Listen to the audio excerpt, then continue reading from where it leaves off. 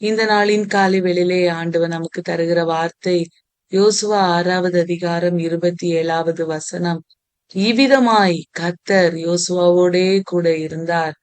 அவன் கீர்த்தி தேசமெங்கும் பரம்பிற்று.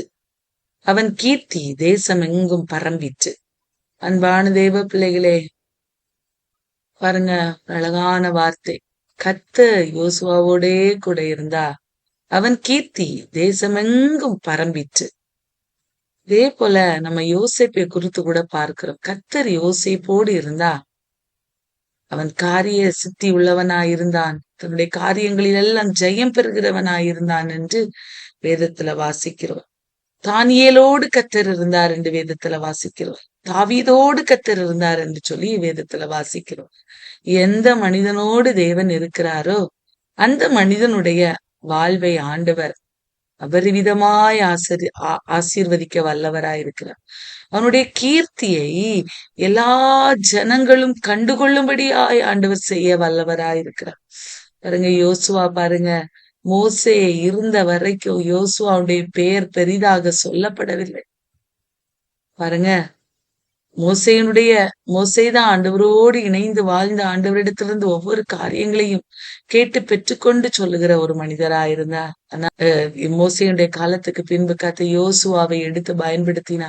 யோசுவாவோடே கர்த்தர் இருந்தார் என்று வேதம் சொல்லுகிறது. இந்த காலை வேளையிலே கர்த்தர் என்னோடு இருக்கிறாரா என்கிற பல கேள்விக்குறிகளோடு நீங்க இந்த இடத்துல வந்திருக்கலாம். கர்த்தர் சொல்லுகிறா, ஆண்டவர் சொல்லுகிறா, நான் உன்னோடு இருக்கிறேன், நான் உன்னோடு இருக்கிறேன், உன்னுடைய கீர்த்தியை நான் பெருகும்படி பண்ணுவேன் என்று சொல்லி ஆண்டவர் வாக்கு கொடுக்கிறார். உன்னுடைய கீர்த்தியை நான் பிரசித்தப்படுத்துவேன் என்று சொல்லி அவர் வாக்கு கொடுக்கிறார். அன்பான தெய்வ பிள்ளைகளை, யோசுவாவோடு இருந்த தெய்வம் இந்த காலை வேளையிலே நம்மளோடும் இருந்து நம்மை வழிநடத்த அவர் போதுமானவராயிருக்கிறார். அந்த யோசுவாவோடு கர்த்தர் இருந்து அவனை மேன்மைப்படுத்த காரணம் என்ன தெரியுமா? ஆண்டவரோடு இணைந்து வாழுகிற வாழ்க்கை, ஆண்டவரை துதித்து மகிமைப்படுத்துகிற வாழ்க்கை, கர்த்தருடைய பிரசன்னத்தை சுமந்து செல்கிறதான வாழ்க்கையை யோசுவாவும் இஸ்ரவேல் ஜனங்களும் கொண்டிருந்தார்கள். ஆகவேதான் ஆண்டவர் அவருடைய வாழ்விலை செயல்பட்டு அவருடைய கீர்த்தியை பரம்ப செய்ய முடிந்தது. இந்த காலை வேளையில நம்முடைய வாழ்விலும் ஆண்டவரை முன்னிறுத்தி எல்லாவற்றையும் செய்கிறவர்களா, அவருடைய பிரசன்னத்தை சுமந்து செல்வர்களா, அவரை துதித்து ஆராதிக்கிறவர்களா நாம் மாறும்போது நம்முடைய வாழ்விலும் அற்புதங்களை செய்ய வல்லவராயிருக்கிறார் நம்முடைய ஆண்டவர். யோசுவா 6வது அதிகாரத்திலே நாம் பார்க்கும்போது, அன்பான தெய்வ பிள்ளைகளே, யோசுவாவுடைய கீர்த்தி பாருங்க. முதலாவது யோர்தான் நதியை தாண்டுகிறார்கள். யோர்தான் நதியிலே கர்த்தருடைய பிரசனத்தை சுமந்து நடக்கிற ஆசாரியருடைய கால்கள் பட்ட மாத்திரத்திலே யோர்தான் குவியலாக நின்றது என்று சொல்லி பார்த்தோம். இதன் மூலமாய் கர்த்தர் யோசுவாவை மேன்மைப்படுத்துகிறார். எல்லா ஜனங்களுடைய கண்களுக்கு முன்பதாக யோசுவாவை கர்த்தர் மேன்மைப்படுத்தினார். அடுத்து பாருங்க, எரிகோ அவர்களுக்கு கானானுக்கு போகிறதற்கு ஒரு தடையாக காணப்பட்டது.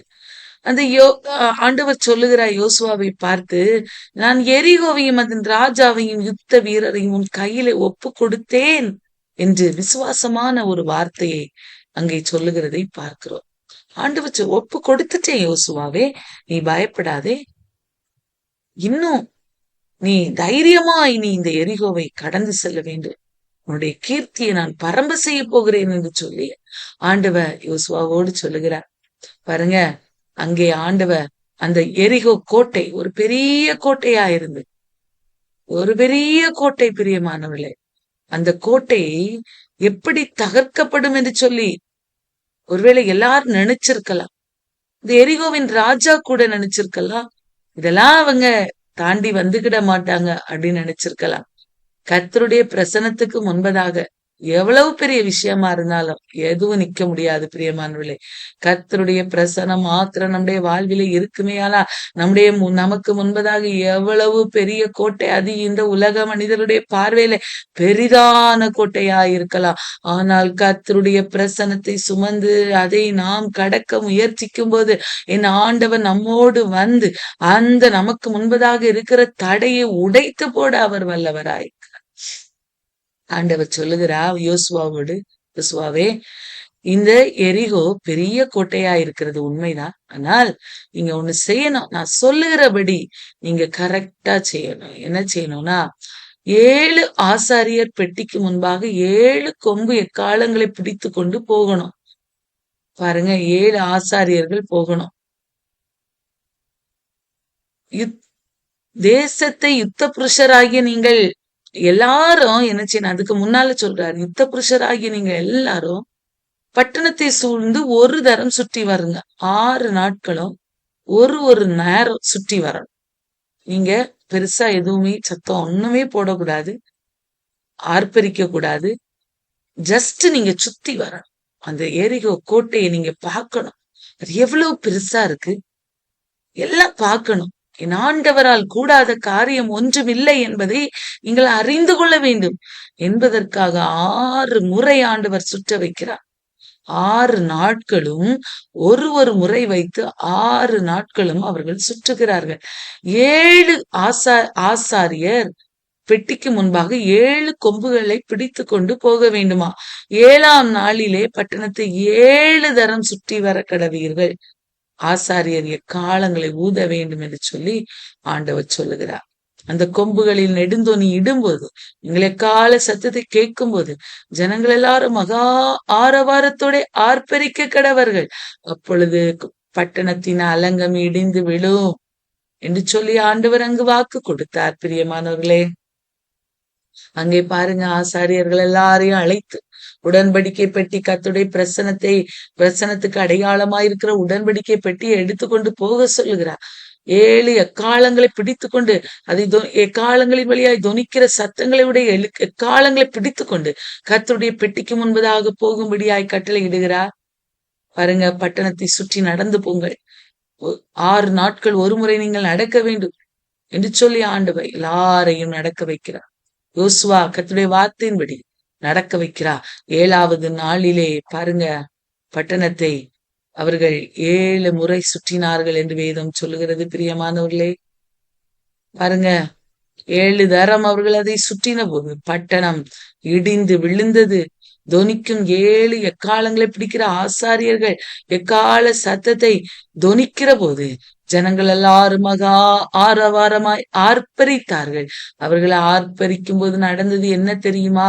கர்த்தர் அந்த எரிகோ கோட்டையை இடிந்து விழும்படி செய்தார். அன்பானவர்களே, இந்த காலை வேளையில நமக்கு முன்பதாக இருக்கிற பெரிய போராட்டங்களை பார்த்து சோர்ந்து போய் இருக்கிறீங்களா? உங்களுக்கு முன்பதாக இவ்வளவு பெரிய போராட்டங்கள் இருக்கிறது, இதை நான் என்ன செய்ய போகிறேன் என்று சொல்லி நினைக்கிறீங்களா? அமைதியா அதை பாருங்க, என்ன பிரச்சனைங்கிறத பாருங்க, உற்று கவனிங்க. பிரியமானவர்களே, அந்த பிரச்சனைகளின் மத்தியிலே பெரியவராயிருக்கிற தேவத்தை நோக்கி பாருங்க. இன்னும் அது மாத்திரம் அல்ல, உற்று கவனித்து விட்டு அவரை நோக்கி ஆர்ப்பரிக்க தொடங்குங்கள். என் ஆண்டவருக்கு முன்பதாக இந்த போராட்டம் சிறியது, என் ஆண்டவர் இந்த போராட்டத்தை இடித்து தரைமட்டமாக்கி போட வல்லவராயிருக்கிறார் என்று அறிக்கை செய்யணும். பிரியமானவர்களே, அறிக்கை செய்கிறதான வேளையிலே நடக்கிறது என்ன தெரியுமா? நமக்கு முன்பதாக இருக்கிற தடைகள் உடைந்து விழும். பிரியமானவர்களே, இங்கே எரிகோ கோட்டை உடைந்து விழுந்தது. ஜனங்கள் எல்லாரும் கோட்டைக்குள்ளாய் கடந்து சென்று அந்த கோட்டையின் மேலே ஏறி அங்கிருக்கிற ஜனங்கள் எல்லாரையும் அழித்து போட்டார்கள், வெற்றியை சொந்தரித்தார்கள். ஆனா ஒன்றே ஒன்று பாருங்க, ரகாப் குறித்து நம்ம அன்றைக்கு தியானித்தோம். எரிகோவிலே இருந்த ராகாப் அன்றைக்கு வேவு பார்க்க சென்ற மனிதர்களிடத்துல சொன்னால், நீங்கள் இந்த பட்டணத்தை பிடிக்க வரும்போது என்னையும் என்னுடைய தகப்பன் குடும்பத்தாரை, என்னோடு பிறந்தவருடைய குடும்பத்தாரையும் நீங்கள் பாதுகாக்கணும்னு சொல்லி அவ அன்றைக்கு அவர்களிடத்துல கெஞ்சி கேட்டாள். அதே போல பிரியமானவர்களே, எரிகோவும் யோசுவா கவனமாக அதுல இருக்கிறா சொல்லுகிறா. அந்த எரிகோவில இருக்கிற அந்த ராகாபும் அவளுடைய குடும்பமும் மாத்திர காக்கப்பட வேண்டும். ஏன்னா அவ அன்னைக்கு நமக்கு தயவு செய்தா, அவளுக்கு நம்ம தயவு செய்யணும், அவளுடைய குடும்பத்தை மாத்திர நீங்க பாதுகாக்கணும்னு சொல்லி ஆண்டவர் யோசுவாவோடு சொல்லி இருந்தா. அதை யோசுவா அவர்களுக்கு அறிவித்தா. அன்றைக்கு ஒரு மகத்தான ரட்சிப்பு, மகத்தான விடுதலை ஆண்டவர் அங்கே கொடுத்தார். எரிகோ கோட்டை தரைமட்டமாகும்படி உதவி செய்தார். அன்பானவர்களே, எல்லாரும் இதை கேள்விப்பட்டிருப்பாங்க. யோசுவா என்கிற ஒரு மனிதர், முதலாவது மோசே என்கிற மனிதர் மூலமாய் இந்த ஜனங்களை கத்த நடத்தி கொண்டு வந்தார். இப்ப யோசுவா எவ்வளவு பெரிய அற்புதங்களை செய்கிறார். எரிகோ பாருங்க, எவ்வளவு பெரிய கோட்டை, எப்படிங்க அது துதியால இடிந்து விழ முடியும்? யோசித்திருப்பாங்க. எல்லாரும் சொல்லியிருப்பாங்க. யோசுவாவை பத்தி தான் தேசமெங்கிலும் பேச ஆரம்பிச்சாங்களாம். அதான் வேதம் சொல்லுகிறது, அவருடைய கீர்த்தி தேசமெங்கும் பரம்பிட்டு எந்த மனிதன் ஆண்டவரோடு இணைந்து நடக்கிறானோ, ஆண்டவருடைய வார்த்தையை கேட்டு அதன்படி செய்கிறானோ, யோசுவா கர்த்தருடைய வார்த்தையை கேட்டு அதன்படி செய்தான். எக்காலங்களை ஊதுகிற ஆசாரியர்களை பாருங்க, முன்னாக அனுப்பின ஆண்டுடைய பிரசனத்துக்குள்ளாய் நடந்து செல்கிற மனிதர்களை முதலாவது அனுப்புகிறார். ஆண்டவரை துதித்து பாடுகிறார்கள். எரிகோ கோட்டை இடிந்து விழுந்தது. இந்த காலை வேளையிலே நம்முடைய வாழ்வில் கர்த்தருடைய பிரசனத்தை சுமந்து செல்கிறவர்களாய் இருக்கிறோமா?